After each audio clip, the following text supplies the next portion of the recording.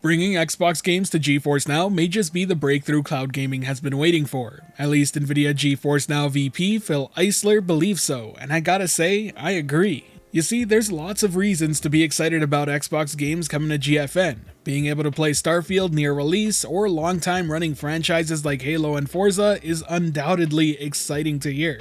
So much so that interest in GeForce Now seems to seriously be on the rise. I've even seen a few names who moved away from the idea of cloud gaming due to Stadia's closure pop up again here to hear the news with excitement. And rightfully so, because it just seems like the type of thing that was so unlikely to happen in the first place. The craziest part yet is the fact that this is all happening with just the announcement of said games being on the way, with none of them actually being available just yet. I certainly expect an influx of users every major release from Xbox that is had, be it Forza Motorsport, Starfield, or Redfall. We've seen it time and time again with major AAA releases on GFN. People come to play the big games. It happens every major release, but this guarantees a steady stream of those titles unlike ever before on the service.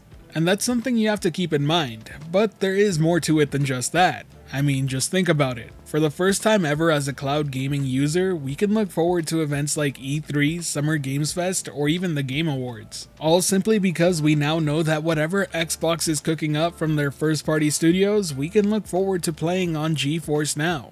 I know this may not seem like a big deal, but I genuinely think one issue cloud gaming has continued to face is the lack of proper marketing that gets users excited. The closest thing we've ever had to it is Stadia Connects or NVIDIA presentations. But if I'm being completely honest, neither really stood out in comparison to your typical show from the big three platform holders. Giving users something to look forward to throughout the year is just so important, and I really can't stress that enough. Even just in the past few days since the announcement of Microsoft and NVIDIA's agreement, I'm seeing plenty of more users being optimistic about cloud gaming and GeForce Now. And it's all because they are excited that one of their favorite big franchises or titles they've been looking forward to is on the way. I've always found it a bit frustrating that as somebody who wants to get excited about new upcoming games to play on the cloud, I kind of have to hope and pray they end up showing up. And while I'm sure I'll still be doing that for several other titles from different publishers, at least there's a lot of games I know I can rely on now. Marketing and hype is just one part of it though. Content is king. Games that people want to play will make or break any platform or service centered around games. Not only will this deal secure games for a long time, but there's a good chance we'll start to see even more publishers hop on board now that they see Microsoft has made this sort of commitment.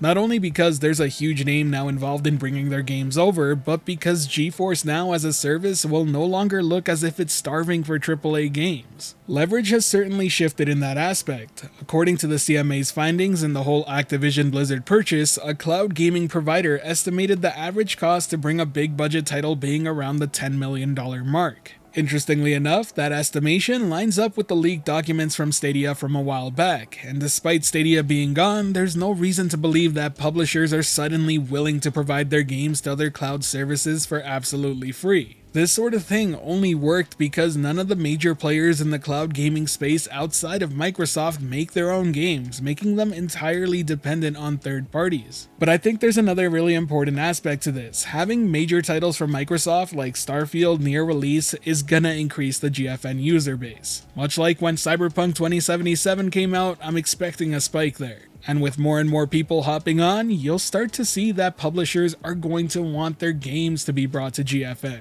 At the end of the day, it's a bit of a cycle. More games equals more users, which equals more games to bring on even more users. Microsoft's inclusion may very well have a snowball effect down the road, and that's something to look forward to.